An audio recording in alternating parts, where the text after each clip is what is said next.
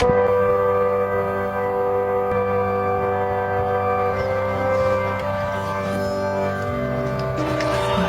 thanks a lot, man.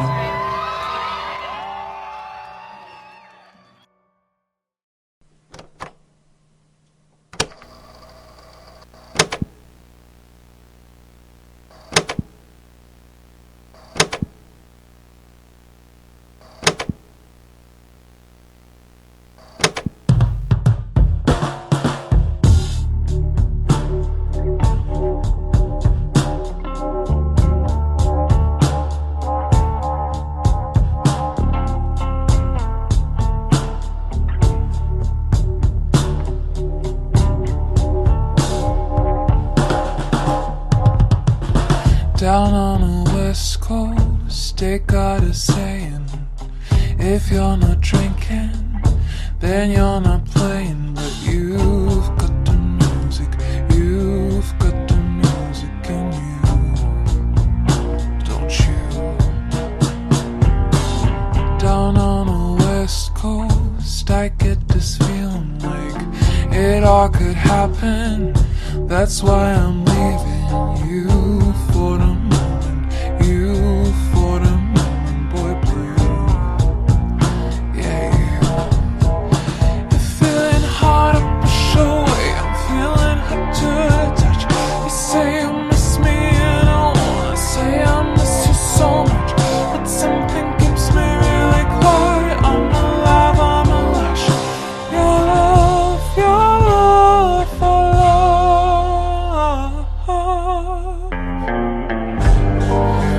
I can see my baby swinging. His parliament's on fire and his hands are up. On the balcony I'm singing, ooh baby, I'm in love. I can see my sweet boy swinging. It's crazy, Cubano, come on, your love. On the balcony and I'm saying, no, baby, I'm in love. I'm in love. I'm in love. I'm in love. I'm in love.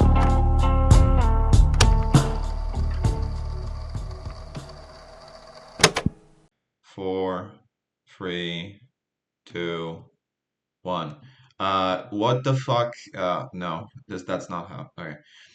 Connor, there have been two horror movies that have released, and they have been the Backrooms movie and Obsession. And I've seen both of them, and I want to know what you thought of the Backrooms movie. I was just Oh, curious to hear okay. your thoughts. Okay, Jacob. Dude, I didn't even know that you watched Backrooms, actually. You didn't know that I watched it? No, no. How's this spot? Wait, I'm gonna check my letterbox right now. Because you definitely liked my review. Really? Yeah, no, you didn't. You actually didn't. You fully didn't know that I watched the Backrooms. And my review it's like describing a film to someone who's never seen one, then asking them to direct it. Because I'm Oh, trying to be that's like funny. That's funny. I'm No, trying. that's really good. That's really good. It's a good review. Yeah, that's a Wait, goated wait, you review. really liked it. You really liked it though. I did really like it, but Then why that review? Why that review? well, I put the review on there because I thought it was funny, but I really liked it So did you because actually like the directing or no? I liked the directing. I just felt that the movie was Okay. like way too short. Yeah, I agree. I Yeah, agree. there were a bunch of things that I didn't like in it, which is why it didn't get 5 stars. But I'm actually quite skeptical about A24 films. Like everybody glazes A24 films. I've never really been like big into that shit. Wasn't Uncut Gems A24 or am I just bullshitting? Yeah, it is. Yeah, yeah, and it's not. I'm not gonna get into the Uncut Gems thing, but it's not my favorite movie of all time. So so you kind of just opened a can of worms by talking about A24. Okay. I don't want to do what I always do when you talk about movies on this podcast, but Google recently invested $75 million into A24 to develop AI powered filmmaking tools, Yeah, fuck that. new AI powered technologies for filmmaking or something like that. So Okay. a lot of people are actually not on the side of A24 right now. Okay. Yeah, dude, like it's actually kind of crazy. Like because everybody kind of thought like A24 was like this like glimmer of hope type thing. You know, like they're not an indie studio by any means, but obviously they were at some point, and they definitely have that vibe of like trying to be like the underdog, like they're because it's like like your dad probably knows what like Paramount Studios is, but he doesn't know what A24 is, I guess. Like, but now it's like so big that it's like whatever, man. Like obviously they made Backrooms and like they like went so popular with Marty Supreme and all that stuff in the marketing. But yeah, it's kind of just like funny that like this little like darling studio that everybody kind of liked is just like kind of pissed everyone off. But yeah, the Backrooms. What did I think of it?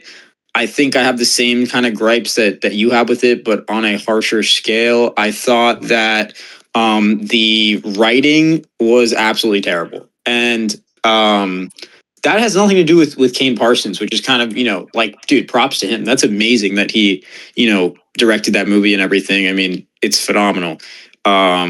Hey, did you know that he's 20 years old, the youngest director? Yeah. Anyways, he's Yeah, so young. it's not like He's people two talk years about it old, all, but youngest, bro. It's so funny, bro. But yeah, no, like in all seriousness, that is really cool. mm, But you know, I wanted to like put the blame on him at first, but he didn't write. Like I think he had like a co-writing. He co-wrote it, but like someone else helped him write it too. He wasn't the sole writer. But I don't know, man. I feel like you can definitely kind of feel that it is from a first time director.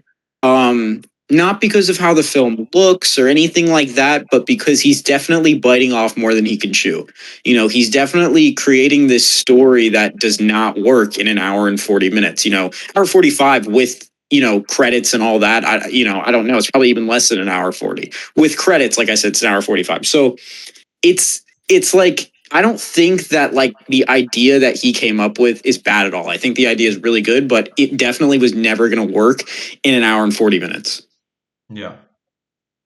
It's just like you get to a point in the I mean it's been out for so long. You just want to talk about the movies like in depth, Jacob? No, well, no, what I was gonna say is, Okay. I don't think it's been out for that long, but, dude, for a 20-year-old guy directing a movie, even making a movie that's what, a 3.4 on Letterboxd right now, that's really fucking impressive.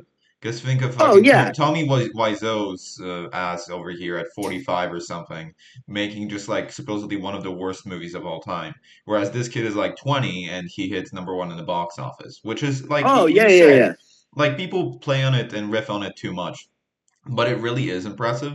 But the thing that I really liked about the Backrooms movie that I think was just like the terminally online side of me that liked it was that it directly played into I think what the original thing was. Again, I'm not too super into it, but it definitely like played off of like the weird creepy imagery.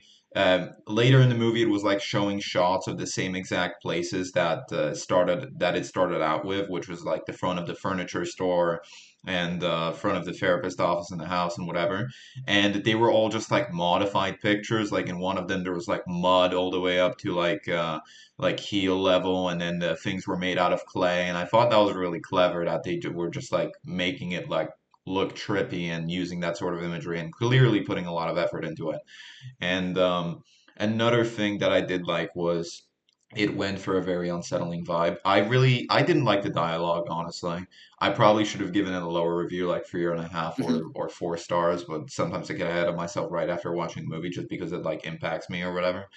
Yeah. Um, but the whole like loops, everything is made out of loops thing at the beginning was just like, okay, dipshit, that's how the human brain works.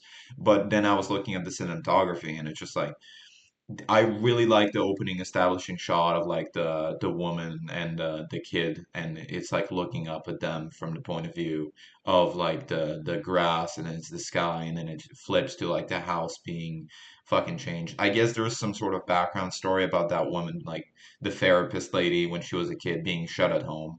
That shit didn't really work. It didn't really impact me. We didn't Yeah, get enough no, time with the characters to I agree. fucking care about any of that.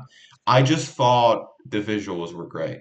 I did Yeah, not fucking pay attention to anything that was happening with their trauma and their lore and whatever, especially because it didn't fucking impact the story at all, except for Clark, the furniture store guy, when she's inside of the back rooms and he's there. That's the only effect that we have of like these characters' backstories actually playing into the thing that we're happening, where he's like complaining about how his like white girlfriend kicked him out of the house. Like I couldn't care about that up until the moment where we actually saw like the creepy stuff involving his mental breakdown involving that. So I just think that if you introduce something in a story, it should have a follow-up, like sort of Chekhov's gun, a sort of metaphor, I guess.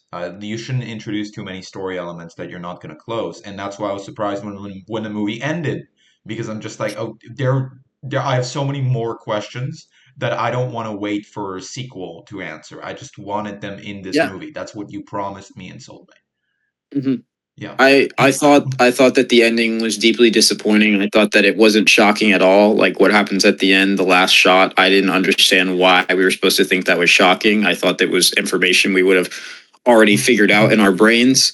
What was the last shot I again? You can spoil it.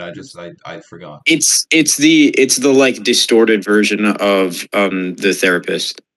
Oh, okay. Well, yeah, we I could have. just didn't understand. I didn't I even just didn't register understand that. why that was.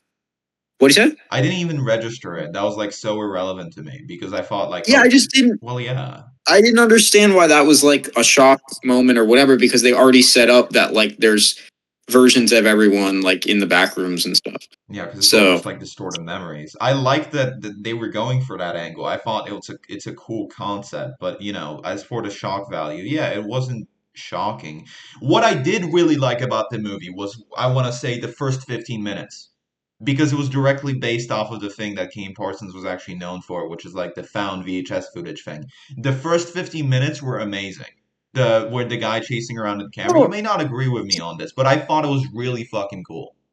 no, it is, but they also do that, and I would say better in the middle of the movie. That's true. Oh, with I the mean, annoying fucking kid and his girlfriend, and they're all well, just like recording. I thought the best scene of the movie is the Christmas tree scene. Oh yeah, yeah, yeah, yeah. I know what Yeah, you're talking about. That was pretty good. That was really good. yeah, yeah, yeah. No, I agree that all the camera stuff, like the low res camera or whatever handheld camera stuff, was the best part of the movie for sure. And like speaking to what you're saying, like with like it ending and like oh not having enough information, like sequel stuff, yeah, that really like pissed me off. I was just like, oh, of course, like we're just gonna, this is just like a popular thing that we're just gonna milk, and yeah, I don't know. And like they're gonna make another one now because like it made so much money. So I don't know. I just didn't really. I don't know. I don't care. Yeah, dude. Another movie that I do want to bring up is Obsession. What did you think about Obsession? I think I'm actually. I think we're gonna do a flip now. I think I was actually more high on this movie than Jacob was. You Um. absolutely were, because what is it? You gave Backrooms. I'm sorry, I'm being like a letterboxed film bro right now. But you gave Okay. Backrooms 2.5 stars, and then Yeah. I gave Backrooms 4.5 stars, and I gave Obsession 2.5 stars, and you gave Obsession 3.5 stars, which in the Connor scale is very high. So You would say it's very high. I would say you're way more critical of films than I am. Yes. Okay. Okay. Yeah. Um. So why were you into Obsession? So like just to put it out there too, like I think just because Jacob didn't like it as much as me, like I'm gonna be the one like defending it here, saying that it's great and everything. I don't think it's like amazing. Like I don't think it's like a masterpiece. I enjoy the movie. I enjoyed it. I think it's good. I think there's a lot to love in it, but it's not like I don't have much negatives to say of it, but like there's some people that are like saying this is like the best thing ever, and like it just didn't hit for me like that. But I mean, it was good. Yeah, I think that both of these movies, what they do so well is, they're made by younger people. They're made by people that are part of internet culture, and they're tapping into people that are, late teens, early 20s. Like, it's definitely that Gen Z demographic by the music that they choose to put in the movies, Yeah, especially Obsession. when Current Joys started playing in Obsession, I nearly shit myself. Because that brought me back to Um, like 2021, 2022. Yeah, and I mean, like, definitely, like, the themes they decide to tackle. I feel like the Totally Gen Z, themes yeah. the themes that we're tackling in Obsession, and I know you just want to talk about Obsession, but the themes that we're talking about in Obsession and in Backrooms, like, yeah, they're horror movies, but like, it's kind of crazy that these are movies that are pretty much targeted to like young people, like late teens, early 20s, that are definitely resonating with this more than other demographics. And they're movies that are talking about like deep loneliness and like the way that like our relationships with other people in society and stuff like that. And you look at like horror icons of like, the 70s, 80s, 90s, 2000s. You have things like, Freddy Krueger, You saw that meme. I Ghostface. know the meme that you saw. The picture where it's just like horror Yeah. icons of the And now our 1970s and horror 80s, and it's a icons are scary a killer fucking clown room and someone's and a guy's girlfriend. girlfriend, yeah. Yeah, and like, I think there's something notable about that because it's like, I mean, yeah, it's a funny like thing that people are saying, but I think it's notable to think about because it's like, it's the themes that are scary, like Backrooms. What I did enjoy about it was like what it tried to do, like tackling the idea of like going into this deeply disturbed man's psyche, and like how this loneliness is affecting him, and going to modern dating culture and like how guys and girls, what that all looks like right now, and how desperate you can be, and how like close-minded you can be when it comes to dating, and stuff like that I think these films are tackling and like really reaching people of our age. And I think that that's really cool, even if they're not movies that are like, I'm gonna be like, oh, that's my favorite movie and talk about it all the time. Like, I'm definitely not for either of these films,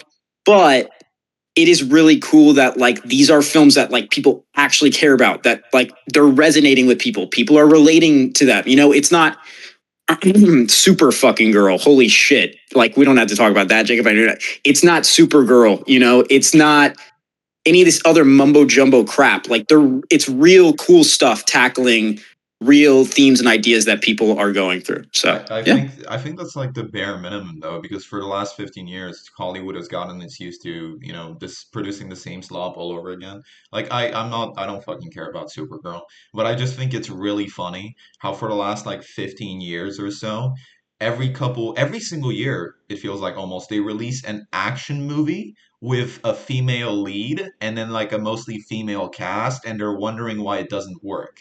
It doesn't work because you're trying to take a genre that is like mostly by men, and all that you do is you replace the men with women. And the women don't want to see it because they don't care, and the men don't want to see it because they know that you're pushing a political message.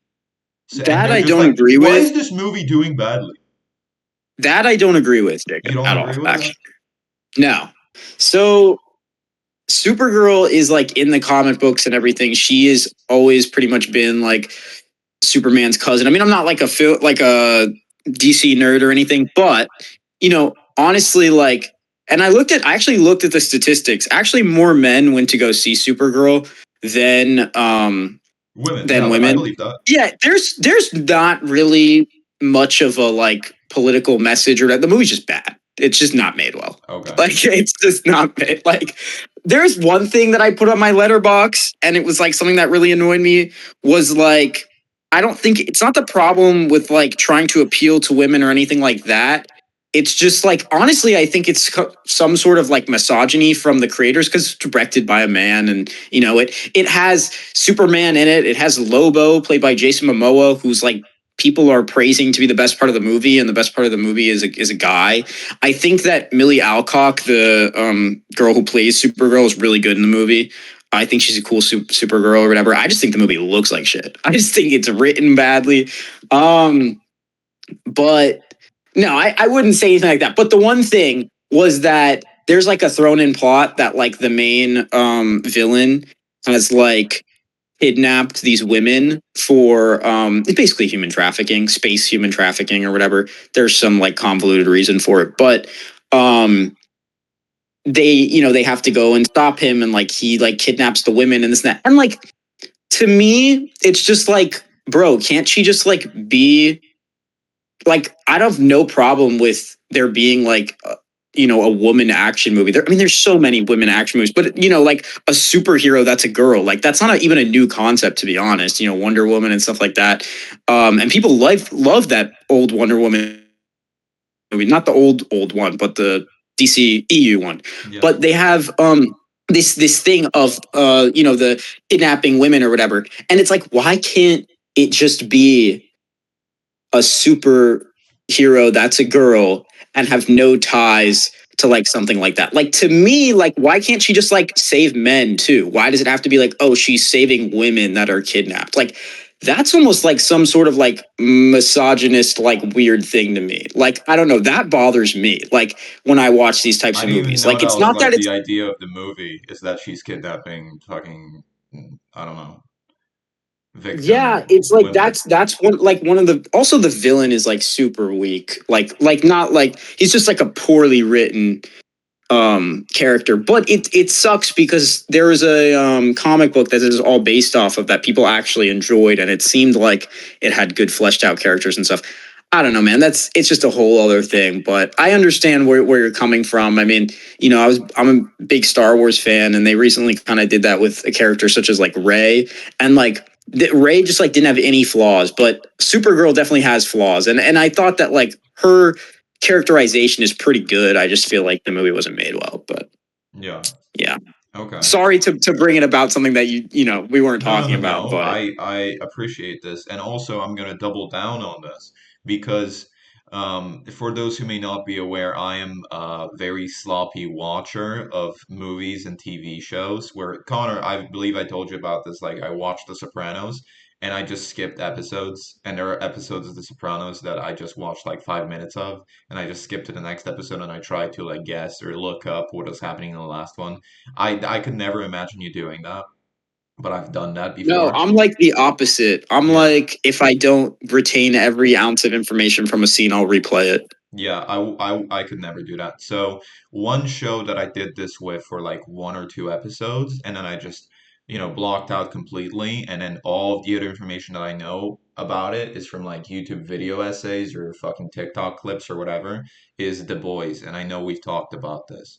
I want you to tell me again, your thoughts on The Boys finale. Because it's not very recent news, but it's something that I wanted you to talk about on the podcast because you had a lot of thoughts. Okay. Where did you stop watching? You didn't really watch that much of it at all, The Boys, No, season but one? I know like the entire plot, and I know what like Kripke was going But for with the final but what have season. you actually watched of it? Like fucking a couple episodes of the first season, and then just random scenes and video essays about what happens in the later seasons. Okay. Um, I've followed The Boys since it came out. When I was watching it, when I probably shouldn't even have been watching it. Which is crazy to think about because now I'm just like, I don't know. It's crazy like how much I grew up with that show. That show like actually meant a lot to me, and I thought that the ending was fine.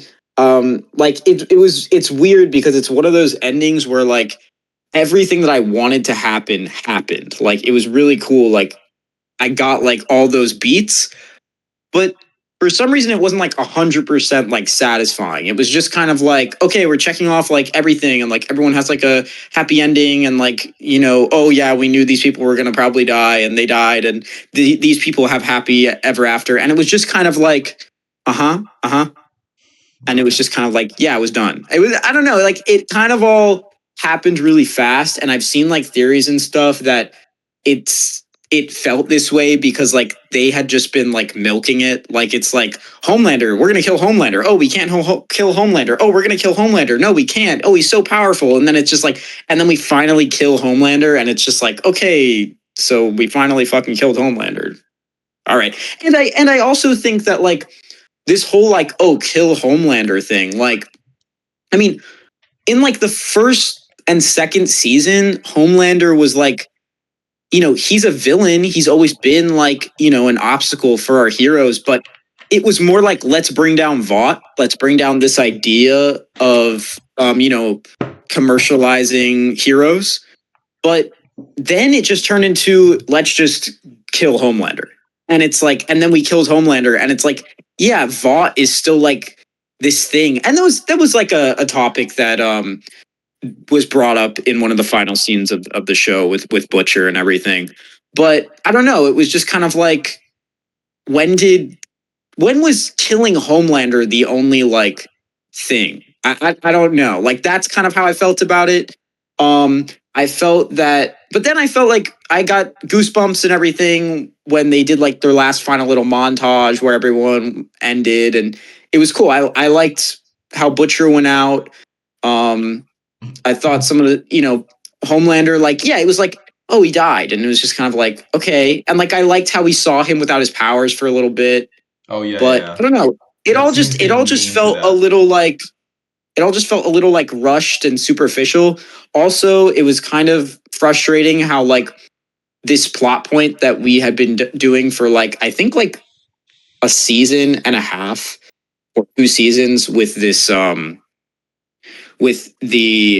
virus, and then the virus, just like, we never even do anything with the virus. Like it never, like, it doesn't work because Homelander gets like these other abilities or whatever, so we just come up with some random plan that works in 2 episodes, He and it's gets like like something the that we have been. V1 or whatever, and it's supposed to make him more powerful, but it doesn't. No, it makes him more powerful, but like then it's like, oh, we can't use the virus on him or whatever. So like they basically like make Kimiko like this like crazy like super weapon in like an episode. And then she just like helps defeat Homelander. Yeah. It's just like, what, like, why were we spending all this time on the virus? And then the only time they bring up the virus is when Butcher dies, because Butcher wants to put it in the entire Seven And building. I heard the theory that the virus wasn't actually there and that Butcher just wanted to be killed. So to complete his Yeah, character. no, for sure, for sure. But I'm just saying that's the only like reason that like to bring the virus into the show then was to have that moment. And it's just like, I don't know. It was just kind of like, whatever. Yeah, Yeah. dude. But I don't think there was any season of the show that was like unwatchable or anything like that. I thought it was fine. I thought the series as a whole was pretty good. I enjoyed it, the Yeah. journey that it took me on. So I don't know. People were bitching again that the show was trying to like push a political message or whatever. Do you know which like left or right?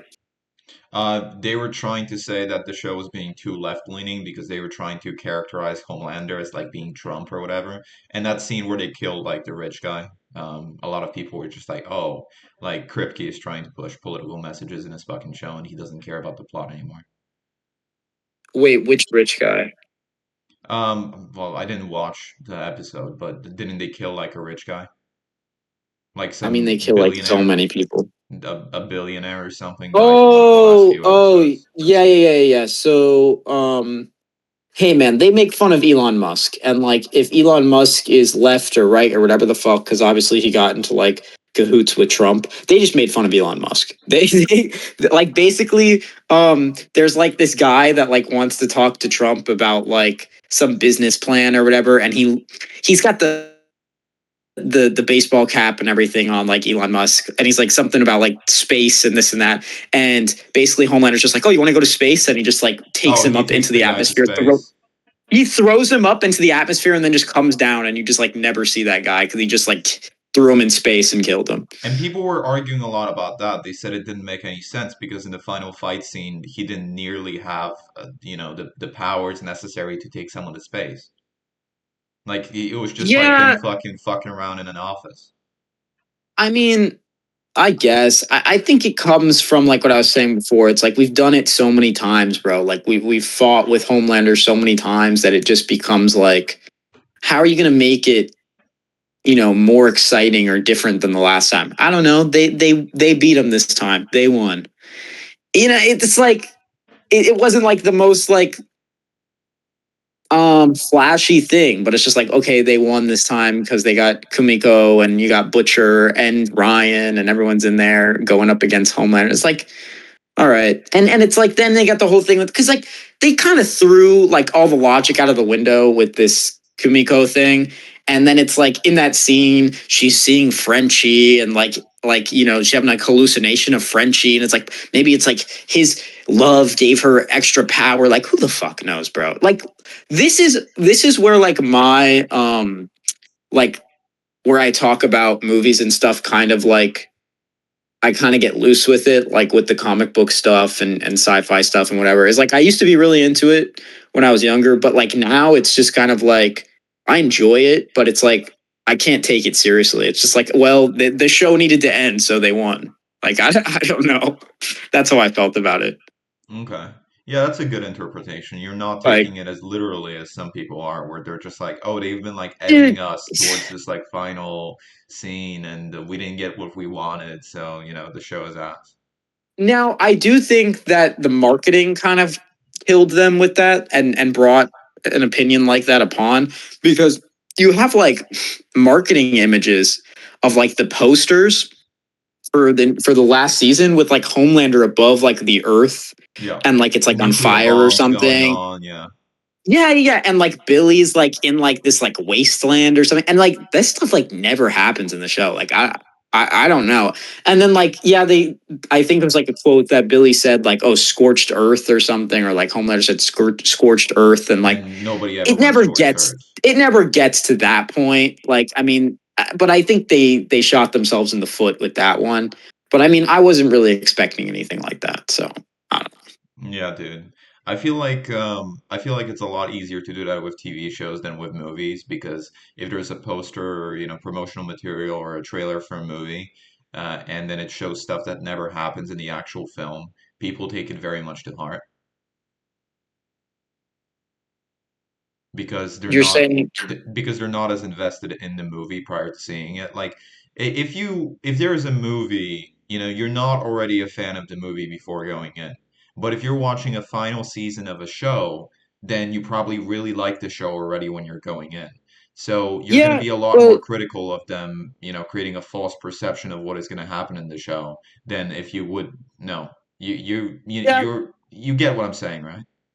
Yes and no, because of with a lot of like that fandom culture and stuff, like like Supergirl was not the first DC movie to come out, so like if they break some like lore of something like already established in the universe, say in the recent Superman movie, people would be upset. Same thing with like Marvel and all that sort of stuff, but I Yeah, get what you're I saying failed because to people get more acknowledge invested. I failed to acknowledge the multiverse stuff. You're absolutely right. Not multi it's not just multiverse, but just connected franchise universes and stuff like that, or sequels and that nature. But I get what you're saying.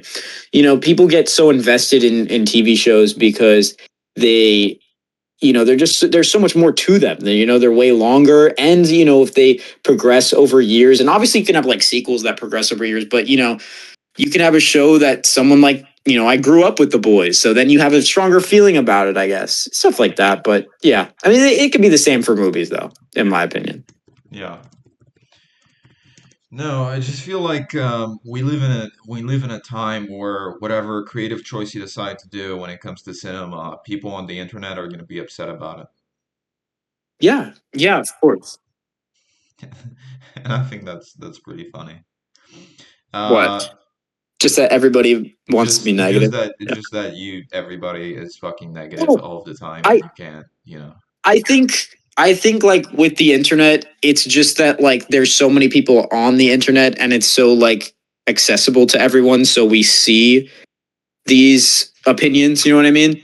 It's like this is the first time where everyone is actually able to easily see everyone's opinion and put it out there, and it's like you're really seeing like the mass and how everyone has like a different opinion. That was really like I said the same thing like 3 times. But yeah, I don't know. I'm just trying to say like this like the past 2 decades, and especially now with things like letterbox and stuff like that, it's like you go on like some like you can see like some like niche YouTube channel, bro. Like I watched this YouTube channel. It's called Flick Chicks, okay? And it's these two like grandmas. Like seriously, they have grandchildren and they're talking about like a movie, and like one of them saw this action movie that I recently saw last night, and they were just like, yeah, I don't understand that, like I didn't like. And then I go to a reviewer that I've watched for a long time. I actually met him in person, Sean Chandler, and it's his favorite movie of the year, 5 stars. He's like, the action choreography and this and that and blah blah blah blah blah. And then you go to like these like YouTube channels that mainly just talk about, like Marvel and Star Wars and that sort of stuff. And they ain't even ever heard of this action movie, bro. They don't even know anything about this niche martial arts movie. You know what I mean? So it's like we're just able to finally see like everyone's opinion, like seriously, in this big, vast thing of the internet. You know what I mean? If that makes sense. That makes absolute sense to me. Yep. Yep. So yeah, dude, what made Obsession not so great for you? Oh yeah. So I I was probably harsh on it. It's probably more like 3 stars. I don't like changing my fucking reviews mid podcast, and I'm not gonna do that. But I was critical of the fact that it felt like it was very much dragging the idea. I found a lot of things about the movie actually interesting. I like that it commented on something that is very relevant to our generation today. I like the fact that our main character is clearly like not the protagonist that we're supposed to be rooting for. He's very much an anti-hero because about not even like the first 15 or 20 minutes of the movie I thought were very well directed, where he's like trying to talk to the girl and ask her out or whatever, and he's too much of a pussy to do it, and nothing, bad actually happens. When he's given the opportunity, but then later he fucks it up for himself. I thought that the entire concept of like the Make-A-Wish Willow or whatever, the monkey's paw basically is what it is. They're basically like ripping off the monkey's paw where you like make your wish and then things go like horribly wrong no matter what you wish for. I thought that was cool. I thought the scene where the guy was just like, "Oh, I want $1 billion, ha ha ha ha," and then the $1 billion falls from the sky and That was he's just that was looking one of at my favorite scenes of the movie. he was just looking at him for the entire time, like, what have you done, you fucking idiot? What I don't like is that that scene was immediately followed by the guy who just got $1 billion right in front of our protagonist, Bear. He just got $1 billion right in front of him. And Bear somehow goes from his house back to where Bear lives, and then the guy busts through the door to tell him that he just got $1 billion. Why the fuck did he do that? I'm sorry, but that's just terrible writing. Wait. I'm having trouble remembering this in Right. the movie. So, the friend of Bear, who Bear wanted him to make a wish to reverse Bear's wish. He came to him to reverse his wish, Yeah, right? I remember this. Yeah, And then the guy's just like, "Oh, I don't believe this. I want $1 billion." And then Bear shouts yeah, like, "No, what are you doing?" And yeah. he I sees the remember. money go down from the hole in front of him.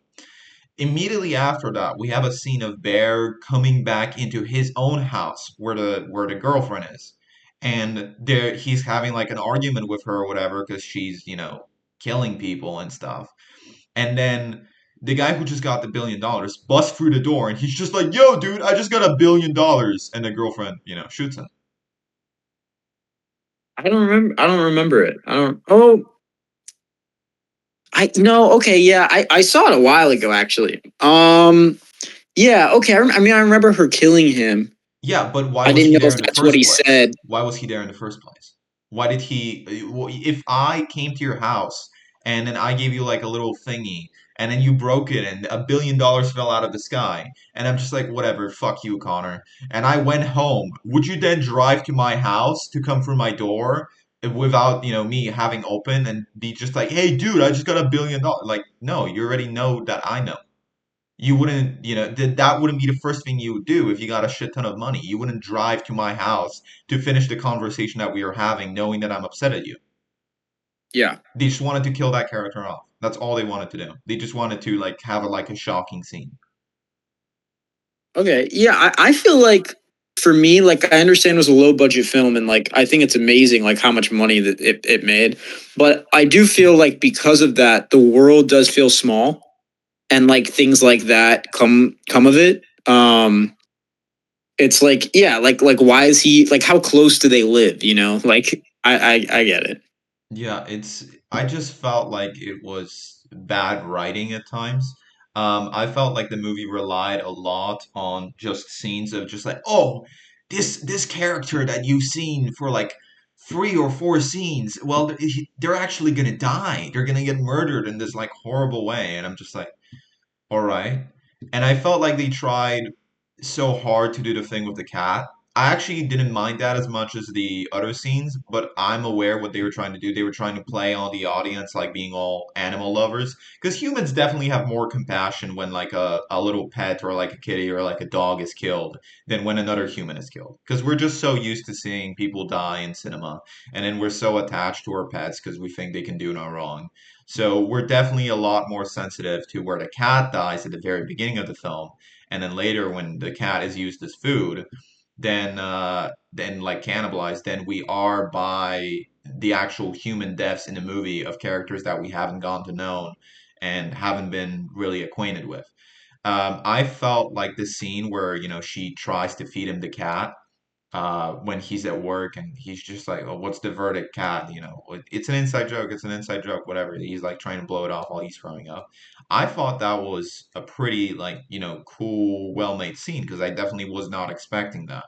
But I'm fully aware that what they were trying to do was to shock the audience in numerous parts of this movie, and that was just one of the ways that they were trying to do it. They were just like, "Oh, this person that you've seen in this wholesome setting is gonna die brutally suddenly, and the cat is gonna, be fed and cut up into little pieces, and she has like an ornament or like a shrine to him, whatever." And Yeah, yeah. she's banging on the bathroom door and shit like that.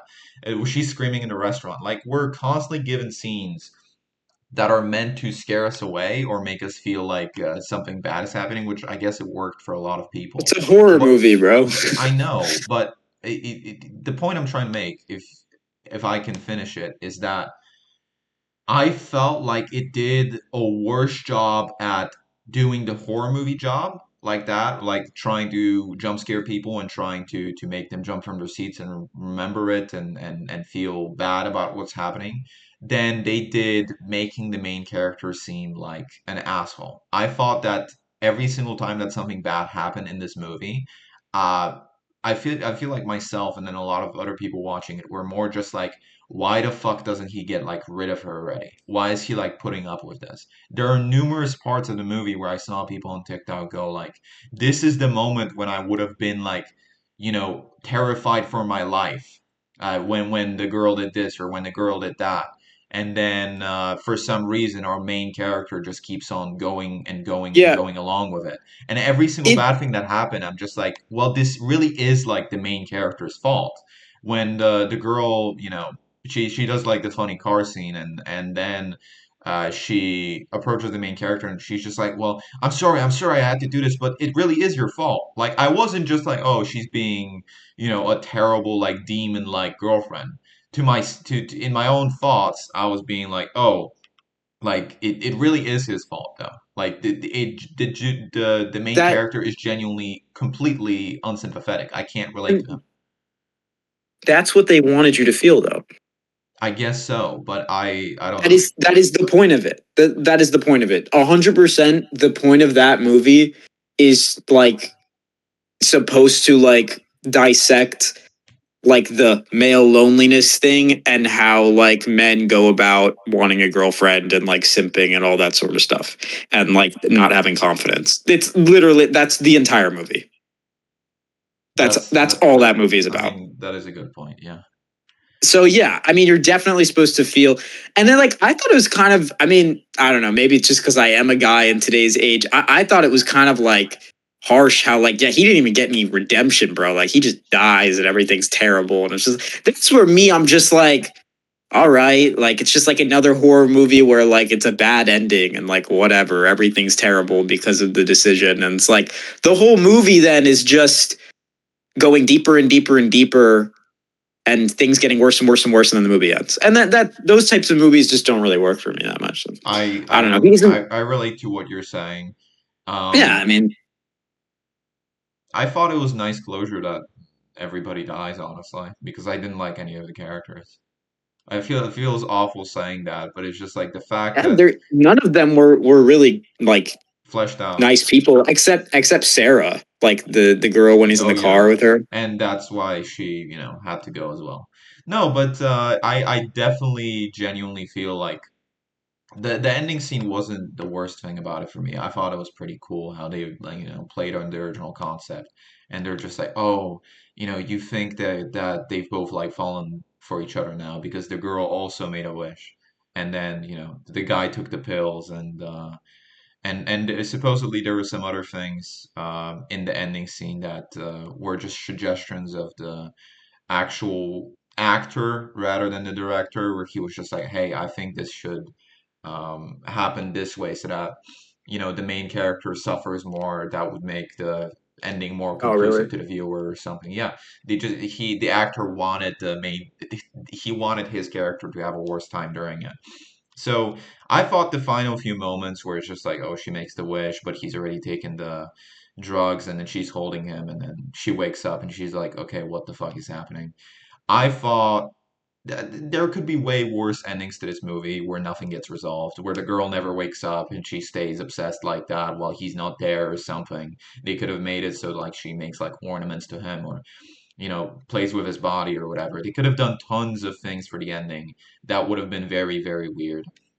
I like the fact that they sort of closed the character arc. I guess in a way, Obsession did something that the Backrooms movie didn't, where there actually is a conclusive ending and something is happening, and we get like a sort of we're left with a feeling about the movie rather than, oh, here's all this stuff. Okay, bye. I was just glad the movie didn't do that, but I'm also not a big fan of movies where everything sucks and everybody dies at the end. Not because it's not like love wholesome or whatever. I just I think it's lazy writing. Mhm. Yeah. Yeah, I didn't really understand like the significance of having the cat just be like dead in the beginning. Like I didn't really understand the whole point of the cat. I felt like the point of the cat was just to do the bits, like the gags. Yeah. Maybe I'm not looking into it enough. I was talking to someone and they were saying like it was to show that like he didn't really care about things, like he was like lazy about things, and like apparently like he was like watching his grandma who had recently died. I wasn't paying attention to the movie, bro, like enough, I or do I not watched it a remember while that ago. scene. I do not remember that scene. Do you remember anything about him like taking care of an old person in the beginning as a grandma? No, no, there was none of that. And also, there were pills that the cat swallowed at the beginning of the film that fucking never get a mention again. And also, the entire thing, there's a fast forward montage of Bear and, the girl, and they're dating and they're going on all these dates, and for several weeks, everything is fine. And we're meant to believe that it's an actual time forward. And then somehow, after like 2 months after the cat dies, she feeds Bear the cat. Well, it's because it was in his freezer, I think. Okay. Well, I guess that's Yeah, a way to explain it, but I think he would have noticed. I don't know, man. I just think I really didn't like yeah, that the cat died from swallowing the pills, and it's me never neither. explained to us why he had pills, and then he dies by Exactly, using pills. Like exactly. what It's a you could plot have device. you could have went for so many different things here, but it's used as a plot device, and that's all it is. And they're just like, this is made to move the movie forward. Fucking shut up and watch the movie. Watch our Goyslop. Like, Yeah, I also thought that like I don't know, it all feels so small, and I guess that's because of the budget, but I don't know, it felt kind of like I don't know, just maybe not my. I mean, I enjoyed it.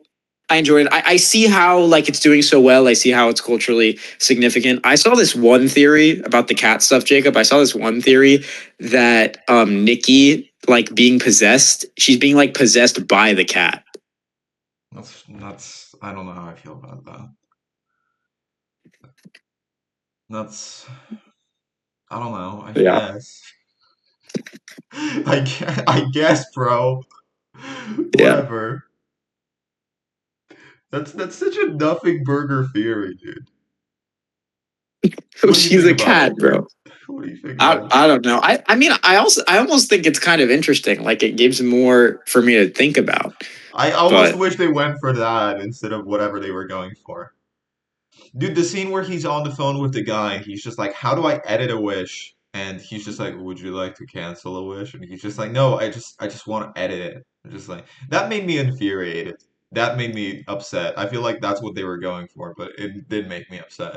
it felt very The Substance when he Mm. would call the person. It felt very much like The Substance. If you've seen that movie No, from I like haven't. year ago, 2 years ago, or something What's like the that. substance? Yeah, Oh shit! Oh dude, shit! what? Oh shit! I've heard about it. It's where Watch you The go back. Substance tonight, bro. Watch The Substance tonight. No, I Oh can't. boy. No, it's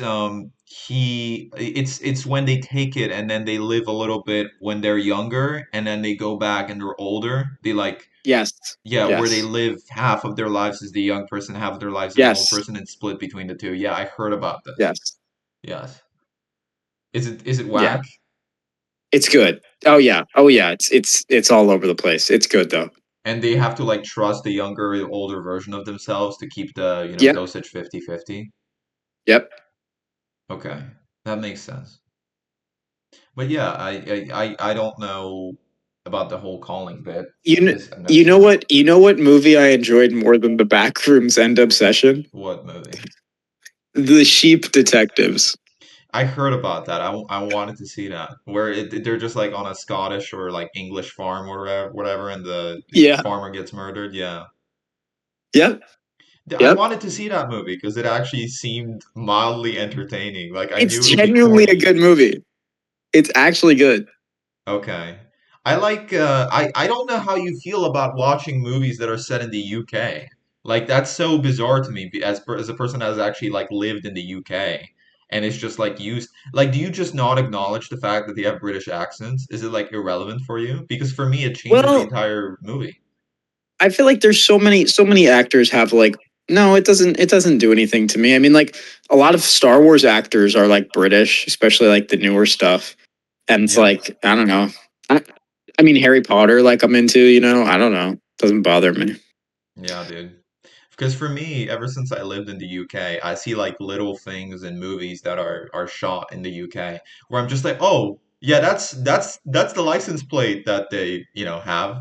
Oh yeah, that's a phone number that they. Oh, that's a store that they have, and it resonates with me in a weird way. I feel like this may be like a weird theory, and I don't even know I'm talking about this, but I feel like American culture is so much like a hodgepodge of everything. Like I was driving down the road this other day, and it's just like urban, like dystopian hellscape where I can see like a Taco Bell sign and a McDonald's sign. Then I can see like a pawn shop and a vape shop and an adult video store. And on the left side of the road, there's like barely any sidewalk, and there's some guy like fent tweaking, and there's a fucking Waffle House and whatever and there's so many different cars and I'm just like I'm getting overstimulated somehow by all Well, of it.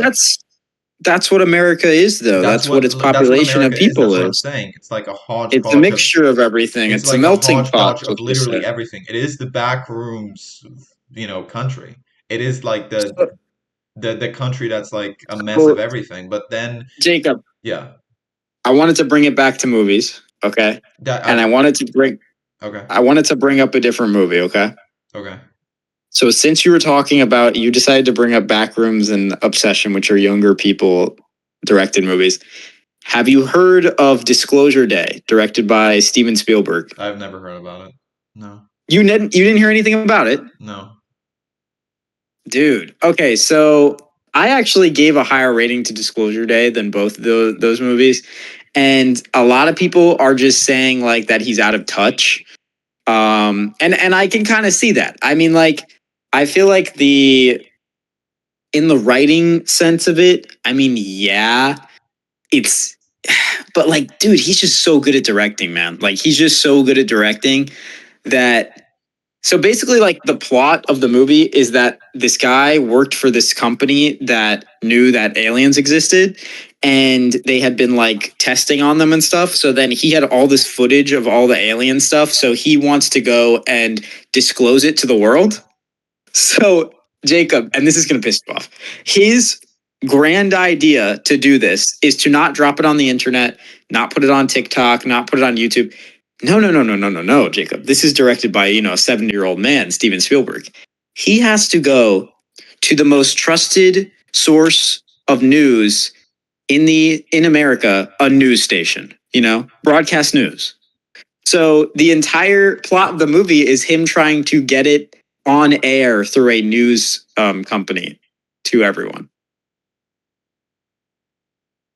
That's so fucking stupid.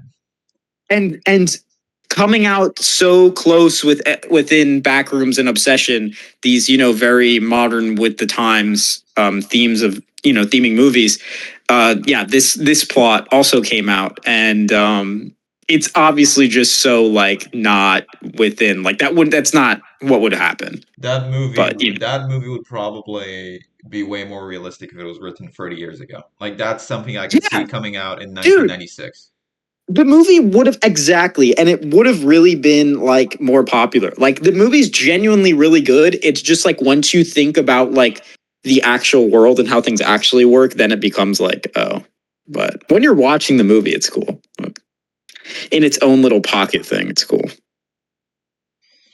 Yeah, that just seems I don't know. I don't like the idea of directors not interacting with like the actual world and not realizing like what technology is like now. I remember this criticism of this film, you probably know it, when Bo Burnham directed a film and it was called Eighth Grade, where it was just like an eighth grade girl and Yeah, she's I've like never fucking seen it, around. It's like a but I coming of know age of it. film.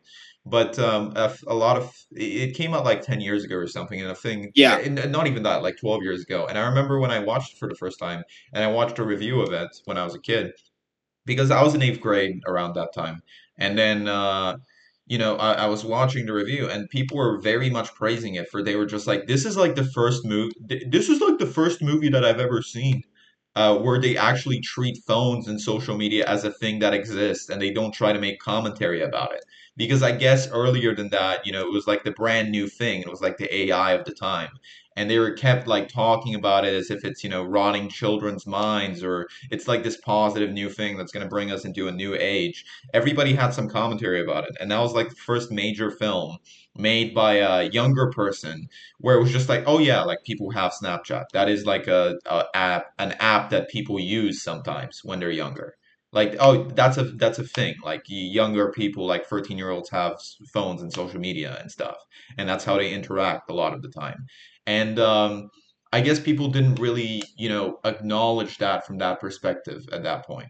And it pisses me off that so many years after movies like that have been released, and after we've had so many movies that have very clearly acknowledged the impact of like social media and technology on and digital stuff on our lives, where we have movies that are literally based off of internet stuff now where we acknowledge that yeah. internet culture sinks into every single day life and that I think there was Backrooms. like a study that was just like 60% of people nowadays like from our generation the first time they talk to like their future significant other it's on the internet because they meet over like Instagram and social media apps and stuff like that and that is very much like yeah like I thought of everybody that I know that is in a relationship and I think like yeah, it's about half the people that meet their future significant others on the internet.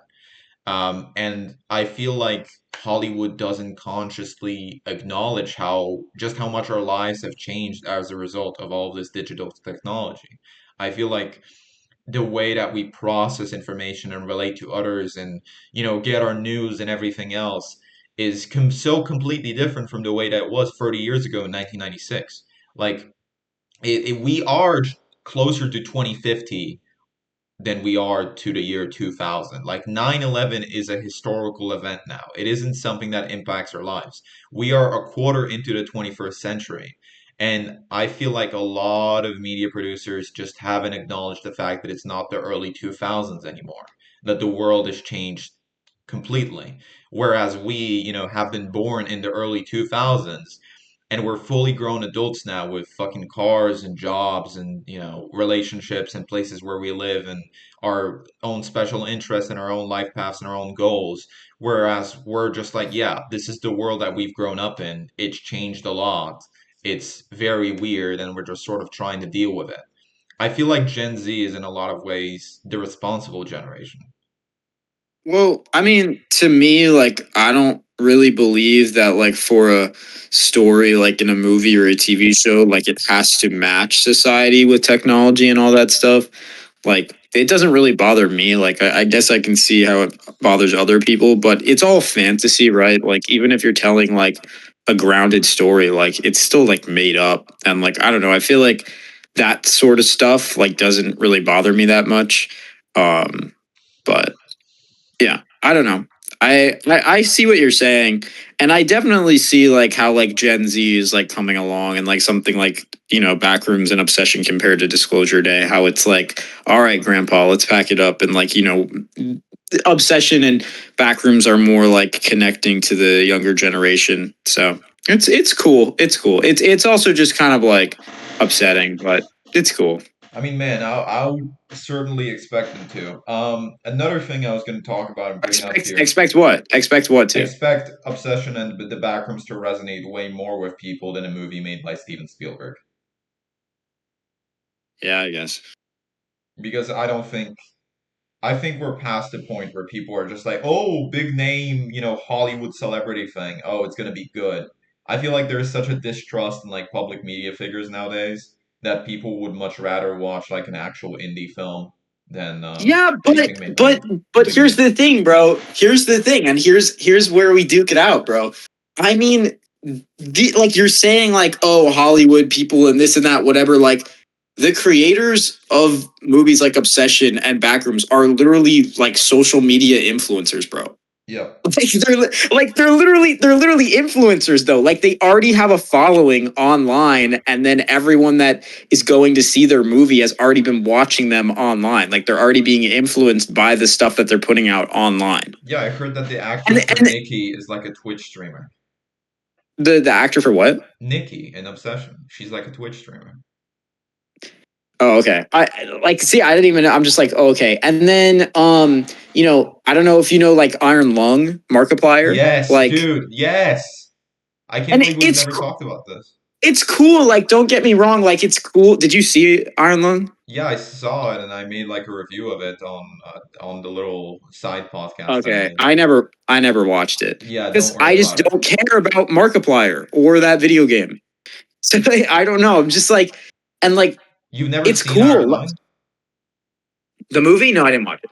I thought it was really good.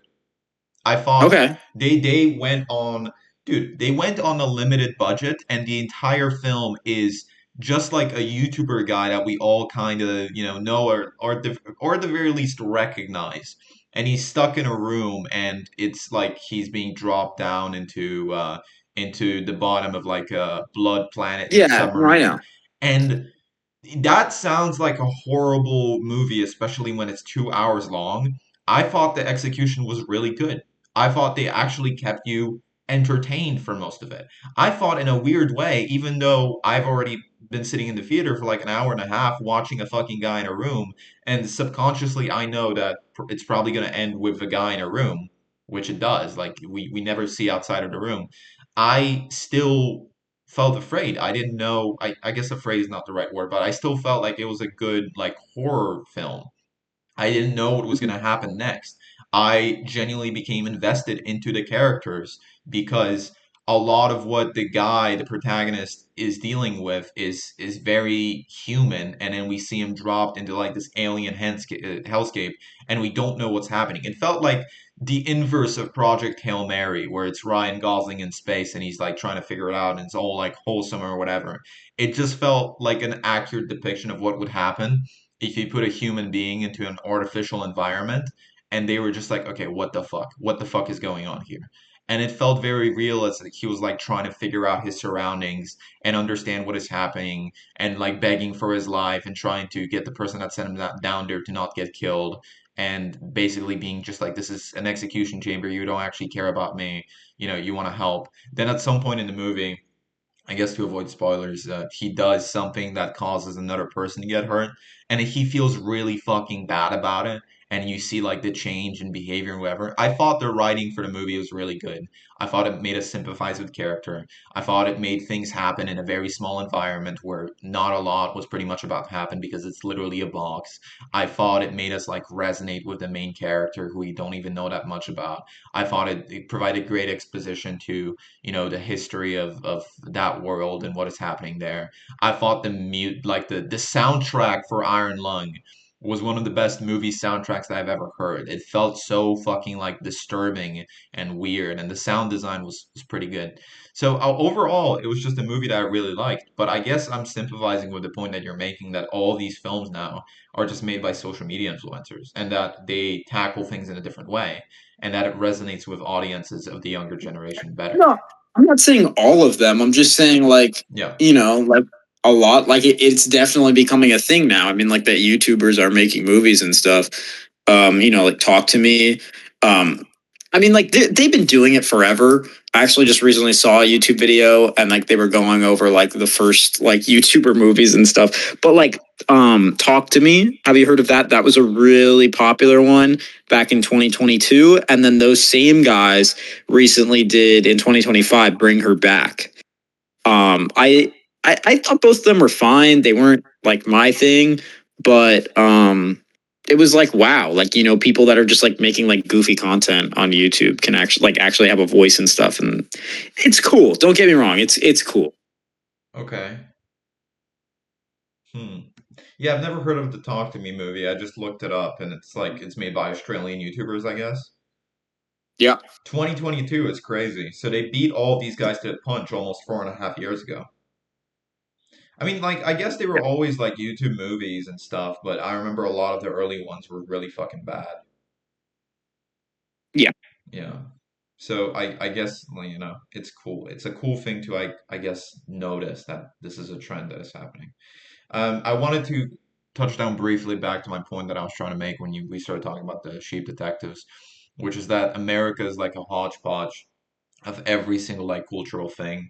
Whereas when I see things from the UK, I particularly associate, those parts of that movie with that culture where I'm just like, oh, this is a thing that exists like in that country. I guess it would be the same thing if I saw a movie that was like set in Poland. Actually, I don't even have to theorize because I saw a real pain, right? And then I'm just like, oh, that's a thing that's in the thing. Oh, that's a thing that's in the thing. I feel like it's Uh-huh. cool to see, I guess, movies from places that I've actually lived and just understand the cultural significance of that. There's a trailer in the cinema when I was there to watch Obsession, and it's a like a romantic comedy film, whatever, about like two British university students. And I guess the guy's trying to like find some girl or something. The movie itself didn't seem that entertaining, but I added it to my watch list because it's set at the University of Manchester. And I've been to the University of Manchester. And I'm watching the Mhm. trailer there, and I'm just like, holy shit, that is like a building that I've actually been in. Like this is Mhm. all things that I've actually seen. I have met people like this. I have like seen stores like this. I've been to this exact location and area, and it felt insane to me even though I did not study in Manchester, that a place that I've been so many different times, the place where I saw Pachinko live is now being used for like a movie. Like I guess it just I don't know. It feels the same It's way as it's I called guess it's called Finding Emily. yeah, I that one. saw the trailer as well. Yeah, Yes. yeah, yeah. It seemed like goofy and corny. I don't think it's gonna be a good movie at all, and it's obviously gonna be like, oh, she ends up with the guy, the protagonist, like they end up together and whatever. Like it definitely isn't gonna be anything. But I just like the location, I guess. It would be for us like if we saw a movie that was shot entirely in Florida and was about Florida things. Yeah, it's called The Florida Project. It's a great movie. Oh my God, I still haven't seen it, dude. Yeah, it's awesome. Is it actually like Florida? Like, do you feel the Florida? I mean, I've been to exact. I mean, like it's Orlando. Like Okay. it's like on the strip outside of like Disney and stuff. Okay. So you feel the Florida. Yes, 100%. Okay, it's I mean, there's good. so many stuff. There's so much stuff like that, though, Jacob. There's so much stuff like that. I mean, like GTA 6, bro, is gonna be like Miami and all that stuff. Yes, a Scarface, I guess, with Miami also. That's a classic movie, and it also goes over now. I don't know, man. Like that's a good point, but Yeah, no, I that's never noticed yeah. it, I guess. I mean, you're just interested in it. I don't think it has anything to do with like the artistic part of film or the media of it. You're just interested in it because you've been there as your own self. So it's like, oh, Yes, cool. and I'm just like, oh, it almost feels like I'm in the movie, even though I'm not British. That's a thing. That's an identity crisis that I've been having recently, just realizing that I'm not British and I was never British.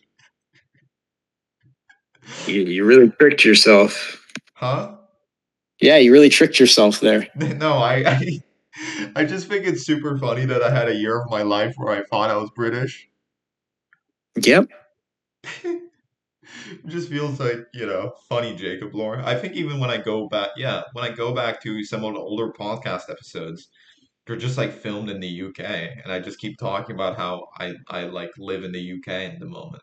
And I'm just like, I'm looking back at that. I'm just like, yeah, that was a thing that happened, and it just sort of it felt like a side quest. I don't know, man, but I like being. I guess I just like being reminded of things like that just because it's nostalgic, I suppose.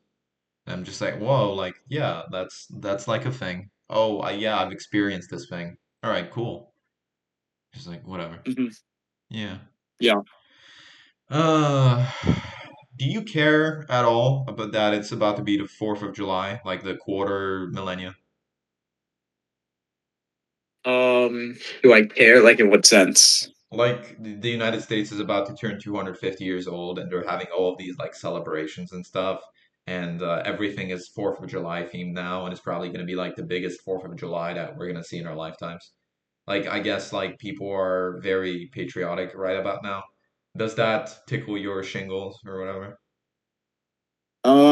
The only way that that excites me is that I like going and doing things. So if there's some cool events for me to go to, I'll go to them.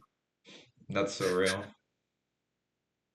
But I mean, that's cool, I guess. It's kind of crazy to me that it's only been 250 years.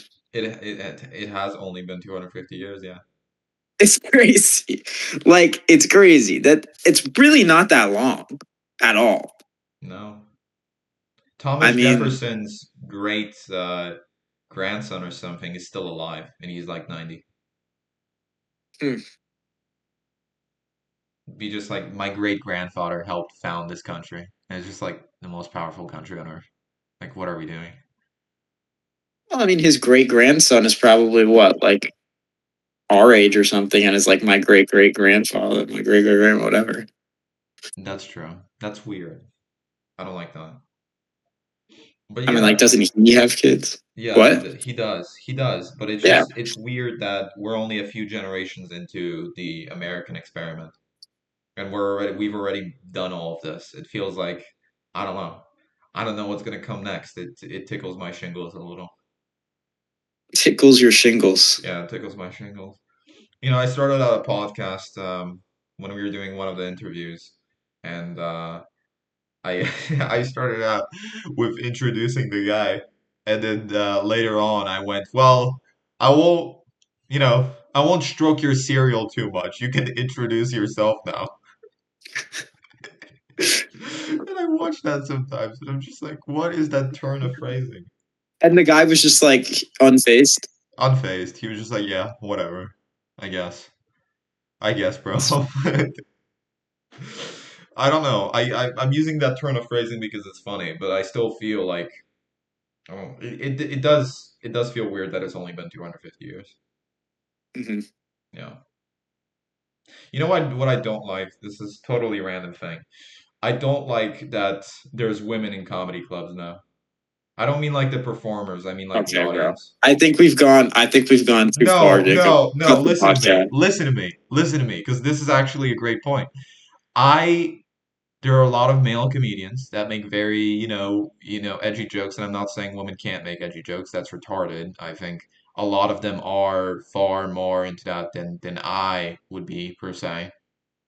but I think there are a lot of male comedians that have had a male audience for many years, and I think that as soon as those comedians start performing live, which I've seen few live comedy shows over the past year, for some reason, the audience is mostly just like couples, and it annoys me that there's like this dying breed of people where they just watch this like bullshit and like podcasts and like these videos online, but they never go out into the real world.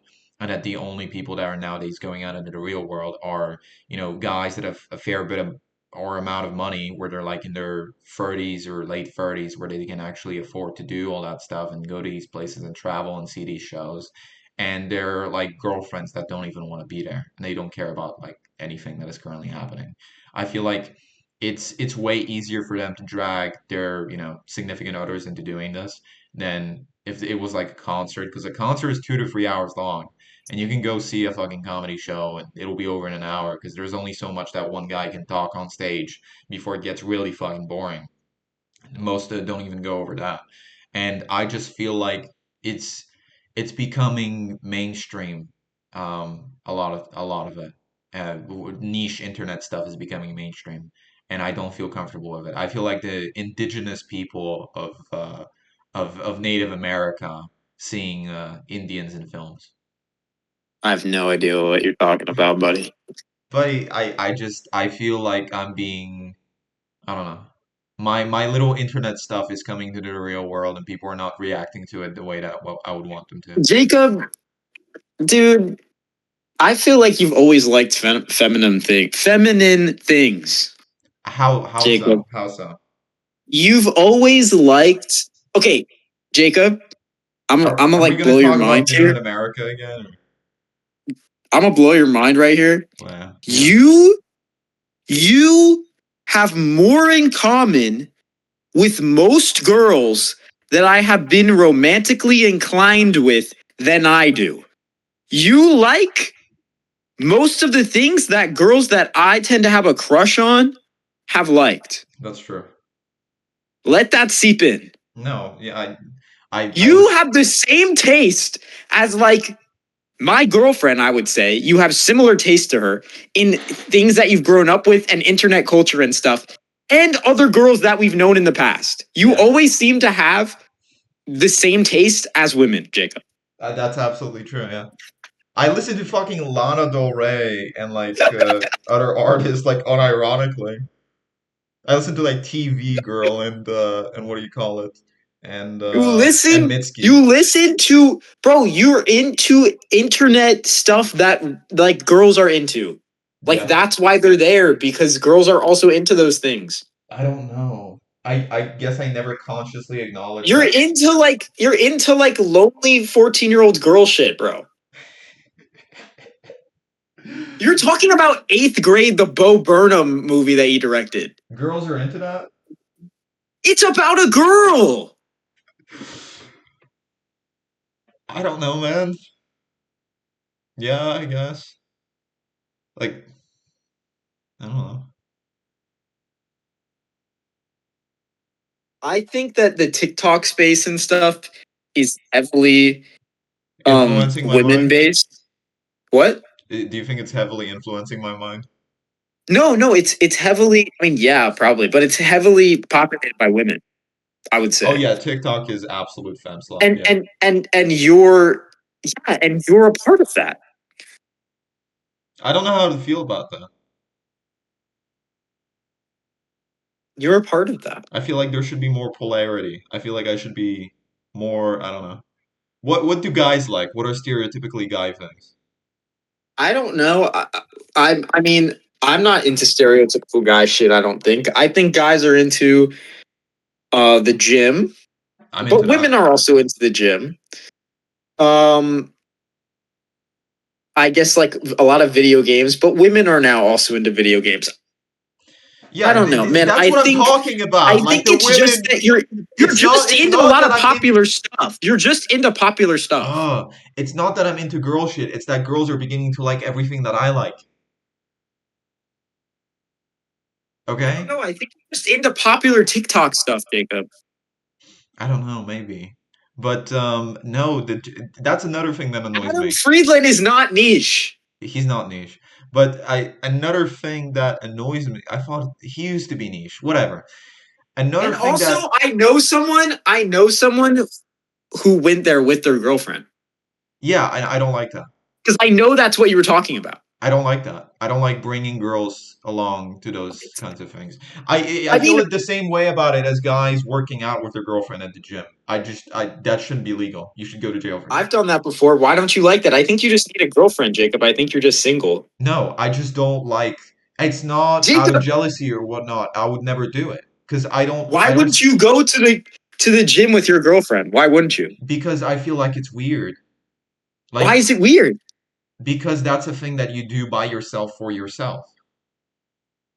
I don't even understand why women go to gyms. Okay, why are you sleeping in the same bed then as your partner? Okay, well Isn't that something that you do by yourself for yourself? that's not something that you do by yourself for yourself because you're doing it with someone else. Whereas if you're going to the gym, that's a whole What? activity. No, Jacob, I'm gonna so Anna, my girlfriend is not coming over here tonight. I'm going to go to sleep by myself for myself.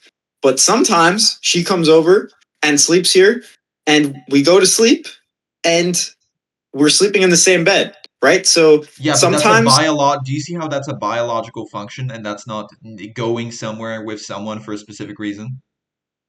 bro, like You could make a better it's the key. comparison about like people eating together. Like, oh, why wouldn't Okay, you so like? I can't go to the movies with my girlfriend. I can't go to the movies with No, my that's girlfriend. an That's the all same thing. right thing to do, but you shouldn't go to the gym with a girl. Dude, what is this logic right now? I just Okay, don't. I feel like the gym I is don't think personal you've ever development done time. it. I don't think you've ever done it before. Have I done it?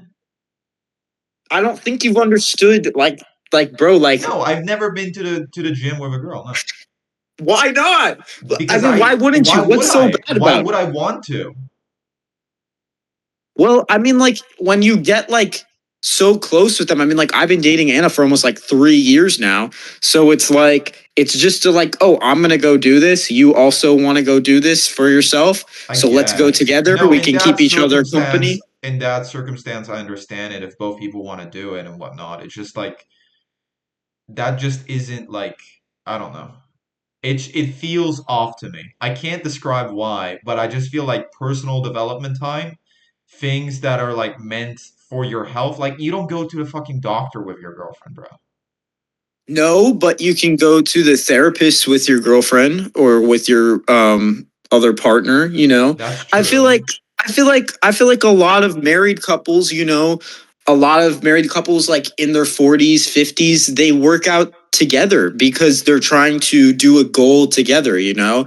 Like That's why wholesome. is That's wholesome, just but one I don't person know. going to go to the gym when, you know, when you have to stand next to your girlfriend? So do you want your girlfriend to look like swole and you want to look stupid? Like, you know, like But I think I want you to imagine what I'm thinking about because I'm thinking about those fucking like 6 foot, something broccoli haired guys with their like shitty chain necklaces in their eyes that look like they're always dying or whatever, with shirts of bands that nobody recognizes, and they have this like 4'11" like Latina girlfriend that clearly doesn't want to be there, and she's just like watching him work out the entire time. That's the stuff that I I've don't seen at gyms as a I person don't that know. goes to the gym several I've times a never week. experienced that. I've never experienced that. Okay, I don't well know. that's what I experience, the 3 or 4 times a week that I go to the gym. Not all the time, but that's what So I've so seen. you're just saying like that's just like a nuisance. Like It's a why are nuisance, you making her yes. go? Okay. It's a nuisance, That's yes. not that's not like when I've gone with my girlfriend and when I've seen other like partners go in there, they're both actively doing their workouts. Yeah, I have not seen that. Usually it's like one person Oh, doing it and the other that's just like talking to them.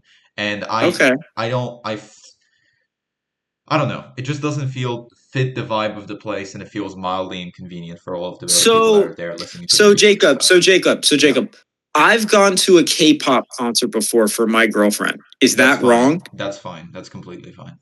That's like And her going to a concert with she's me. gone to bands for concerts that I've said she this hasn't been multiple into. times and I'm not going to repeat this. It's like doing an activity together is fine no matter what the activity is. It's just I feel a little bit more on the edge when it's personal development stuff, because I feel like a lot of personal So how is development a and comedy discipline is show? done by How is a yourself. comedy show? How is a comedy show personal It's not development? personal development. I'm just annoyed that a lot of the things that I like are also liked by women. I think that's a you problem.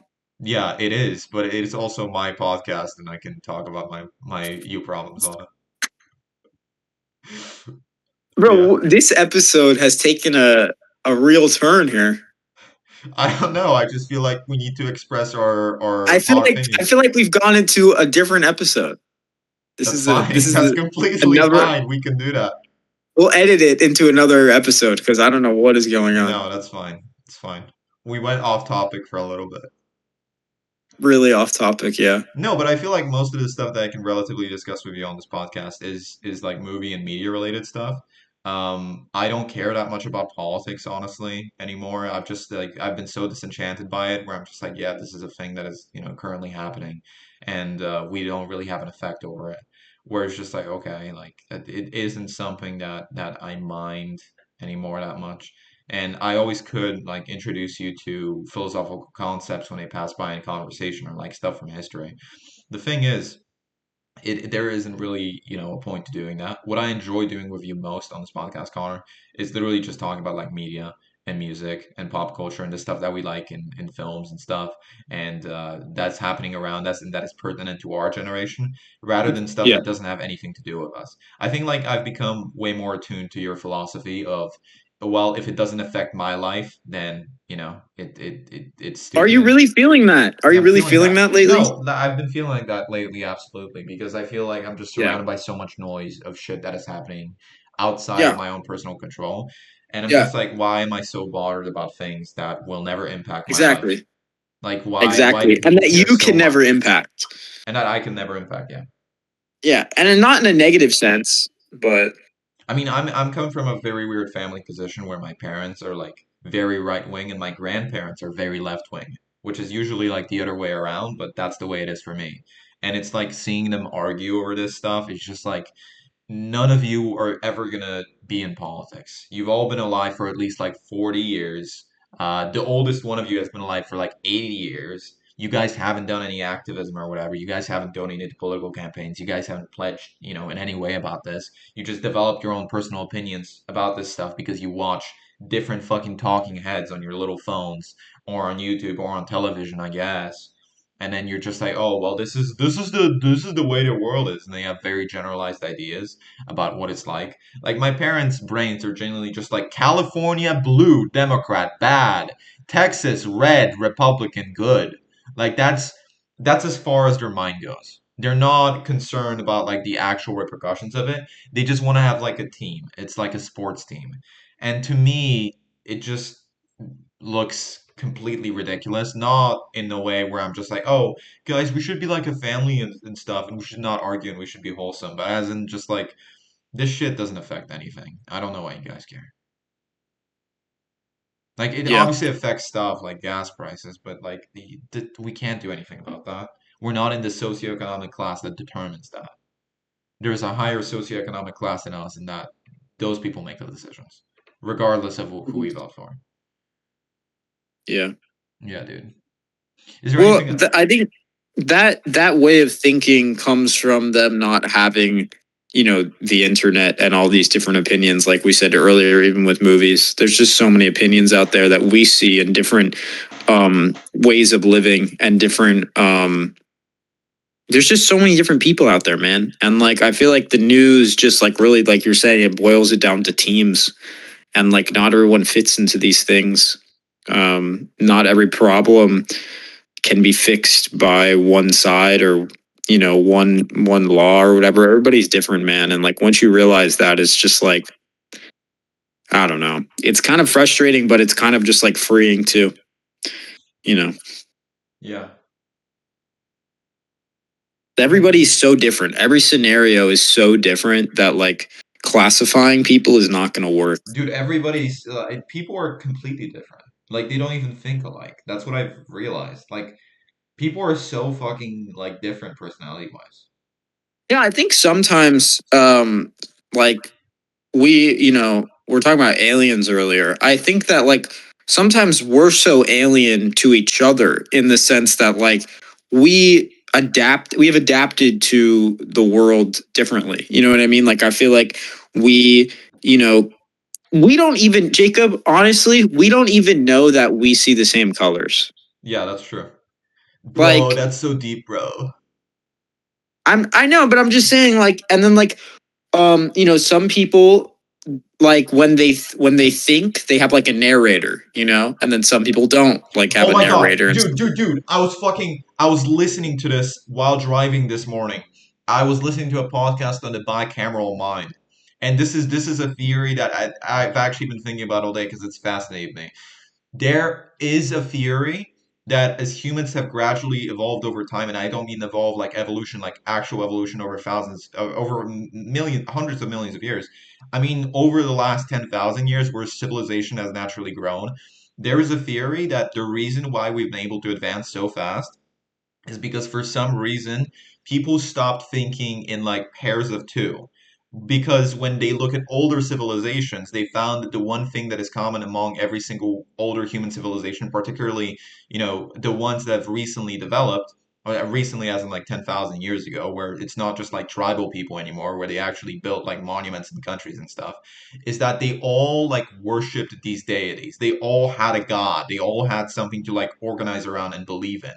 And the oldest surviving manuscripts of writings um, are actually mostly people writing down the things that they communicated with their different gods. They used to have like physical gods where they would just like make a giant like bull statue or whatever, and people would claim to have conversations with it. And I guess anthropologists have been trying to figure out what the fuck is going on. And then neurologists and psychiatrists came into the equation in the late 1950s or something. He posited a theory that's become popular over the last several decades, where it's just like people, 99% of people used to have a bicameral mind, where they had like the inside voice on the inside of their head that was like the id, and they had another one that was like the ego, and they communicated with each other. Their inner monologue was a conversation between themselves and like Mhm. another part of themselves. They were not conscious in the way that we picture it now, where we believe of ourselves as like a whole human being, but they had like a voice inside of their head that was like, telling them, oh, this is the right thing to do, this is the bad thing to do. Oh, you shouldn't like grate your balls with a giant, aching hot rock. Like there are things that you should do, there are things that you shouldn't do. And their theory is that most people at the time interpreted that voice as being like a deity. And they actually thought that they could use their minds to have like a conversation with it. Whereas what was actually happening was that human consciousness was so, is so underdeveloped, and we hadn't obtained this sense of like ourselves as a community and a society, and we haven't been conditioned in those ways yet. We were in much harsher circumstances when we were still dealing with our environment and the elements and everything like that, and it became naturally selectable for that people would have like that voice on the inside of their head.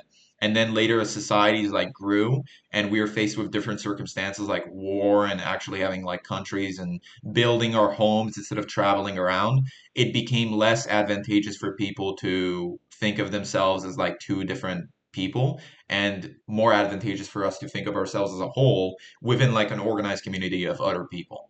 So it's actually a very popular positive theory that over the last 10,000 years, the biggest like thing that has changed in the human mind is we no longer think of ourselves as, having this voice on the inside of our head that we consciously acknowledge. We just have an inner monologue and we know that it's us. Like when I'm thinking to myself, I don't think, oh, I'm just talking to like the Jacob on the inside of my head, or I'm talking to like Jesus or whatever. Like I know that my own thoughts are my own. And apparently we cannot find any evidence that that is a thing that ancient humans thought. I don't know how you feel about that, but I listened to a podcast on this today, and looked it up on my car, and I'm just like I started reading about it, the bicameral mind, and I thought it was really interesting. Yeah. Yeah, is that what you were talking about or not at all? Um, You were talking about how different people are.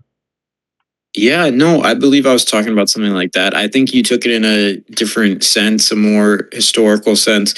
Um, I thought of something like Jiminy Cricket from Pinocchio. Okay. Like someone's conscious, or like in movies when they have like the devil and the angel on someone's shoulder.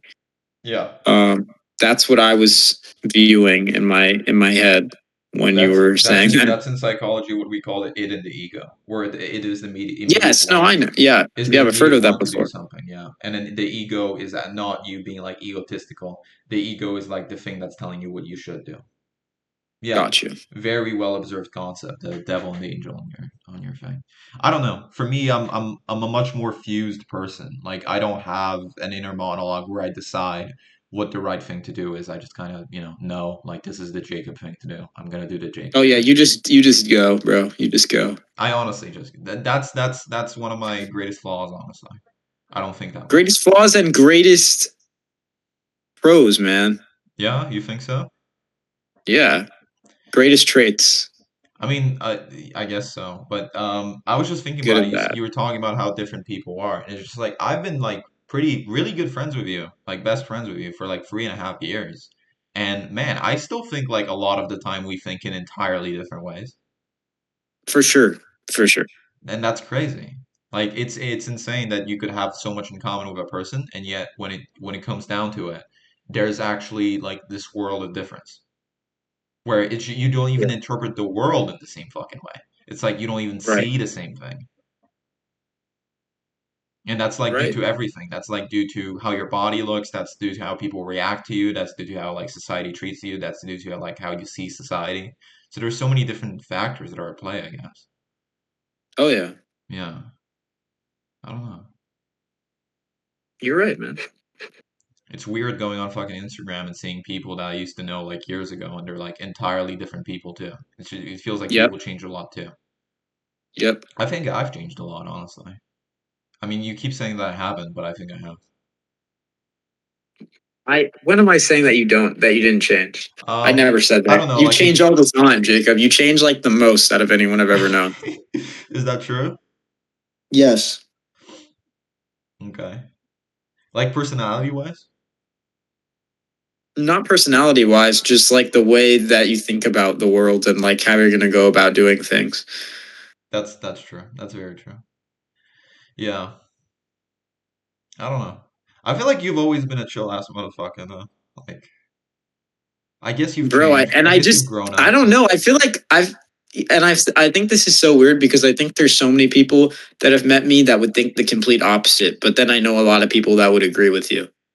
And Yeah. I think it just depends on like whom around, to be honest.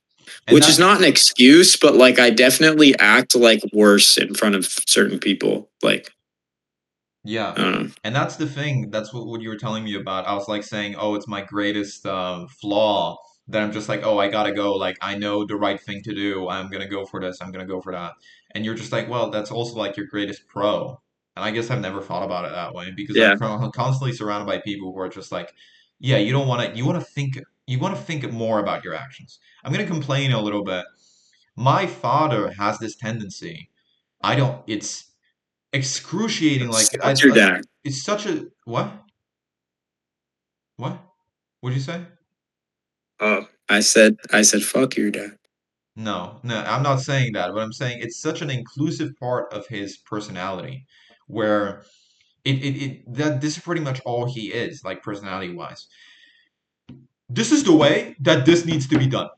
This is like the absolute objective true way that this needs to be done. This is the fact about the world. This is fact about life among people. He uses that phrase a Yes. lot, obviously Yes. in Polish, That's but he insane. but he says life among people. This is what life Hmm. among people is like. You need to Hmm. understand this like social truth. You need to understand this objective thing. You need to understand that when you do your dishes, you need to do them this particular way. You need to understand that you put your shoes in this exact location in the house and you don't wear them at any other point after that. You need to understand that when you put your laundry in, you have to take it out immediately after. You have to understand that, like, when you're making food like this, you have to put it in a microwave for 30 seconds and not 45 seconds. And he's just like extremely narrow, specific things from his own lived experience. He thinks he's Yeah. like discovering information about the world, and that because he's old and he's already discovered all this information, even though half of it is outdated by now, like with how technology works, and there's just like buttons that can do stuff, and he's just like, no, I'll just do it like manually because this is the way that I know it. He feels like it is his duty and responsibility to pass this information on, and that's like I guess I've been conditioned my entire life where I'm just like, okay, this going thing is bad. I have to think like 50 different times about the action that I'm about to take to make sure, per my father's request, that I am doing it in the exact same way that he would say life among people is like, where I have to do this very specific task and action. I have to change my oil at this specific time.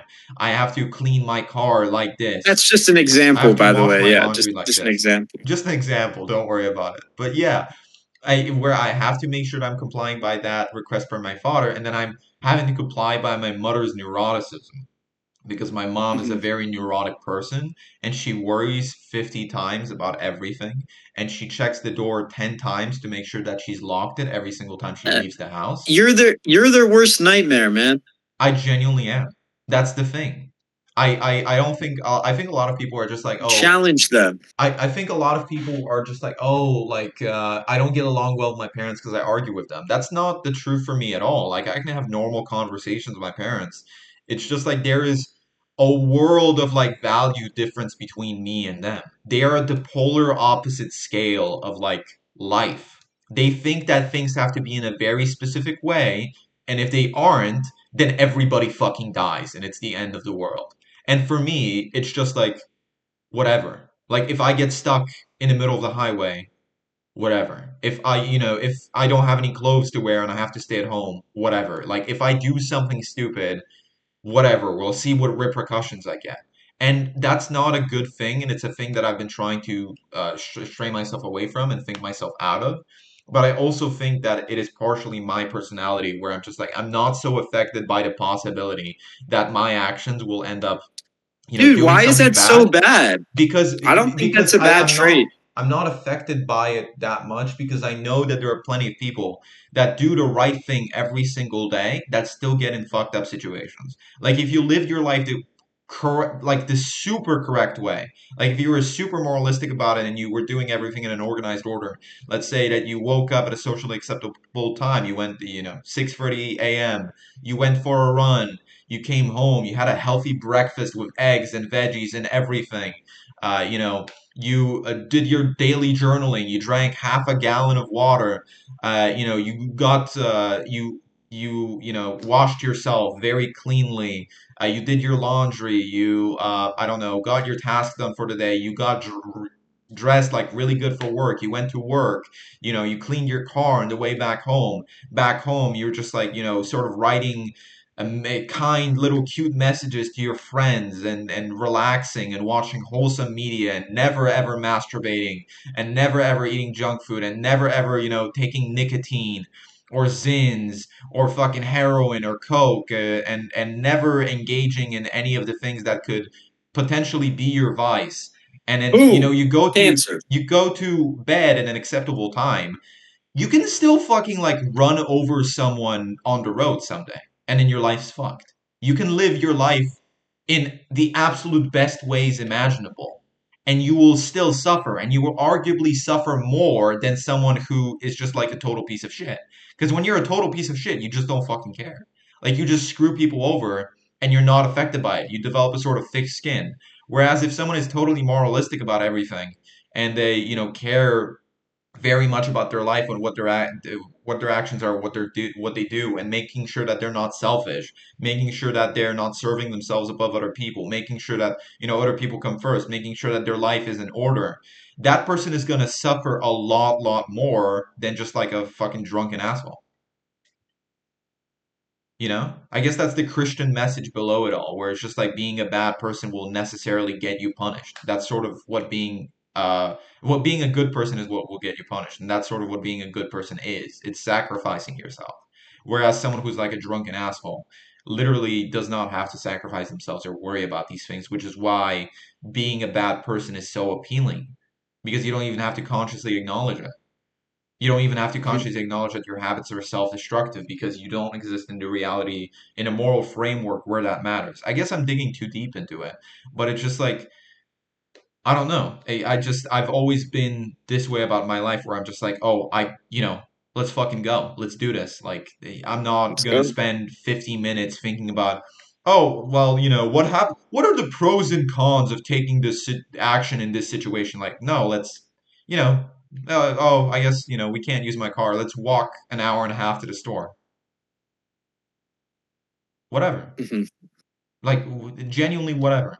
Like, I feel like making the memories and having things associated with it in my mind is more important to me than doing the action properly. And I feel like I've been Sure. raised in an environment where doing the action properly and making sure that nobody ever, ever, ever gets fucking hurt ever is the most important thing ever. And I feel like Yeah. I'm the total opposite of that, Yeah. where I'm just like, I will do the action wrong and I will fuck myself over in the process so that I can, learn from it and experience life as a human being among Hmm. people. Yeah. I Sure. don't know.